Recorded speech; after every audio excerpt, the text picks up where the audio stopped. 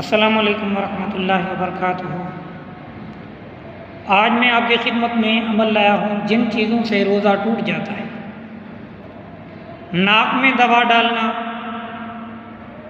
कसदन मुंह भर के कै करना, कुल्ली करते हुए हलक में पानी चला जाना, इससे भी रोज़ा टूट जाता है। औरत को हाथ लगाने या शहवत से किसी चीज़ को देखने से इंजाल हो जाना, इससे भी रोज़ा टूट जाता है। कोई ऐसी चीज़ निगल जाना जो आदतन खाई नहीं जाती, जैसे लकड़ी, लोहा, गेहूं का दाना वगैरह, लोबान या ऊद वगैरह का धुआं कसदन नाक में या हलक में पहुंचाना, बीड़ी, सिगरेट, हुक्का, इनहेलर का इस्तेमाल भी इसी हुक्म में दाखिल है, इससे रोज़ा टूट जाता है। भूल कर खा पी लिया, फिर ख्याल किया कि रोज़ा तो वैसे ही टूट गया, फिर इरादतन उसको खा पी लिया तो तब भी रोज़ा टूट जाएगा।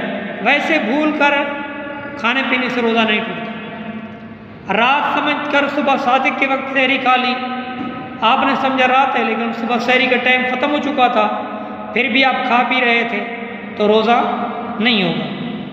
दिन बाकी था मगर गलती से ये समझा कि सूरज गुरूब आफ्ताब हो गया है तो रोज़ा इफ्तार कर लिया, फिर भी रोज़ा टूट जाएगा, क्योंकि जब तक टाइम मुकम्मल नहीं होगा उससे पहले अगर आपने खा पी लिया तो रोज़ा टूट जाता है। इन सब चीज़ों में रोज़ा टूट जाता है, सिर्फ कज़ा वाजिब होती है, कफ़ारा नहीं होता। जानबूझकर बीवी से सोबत करने या खाने पीने से रोज़ा टूट जाता है।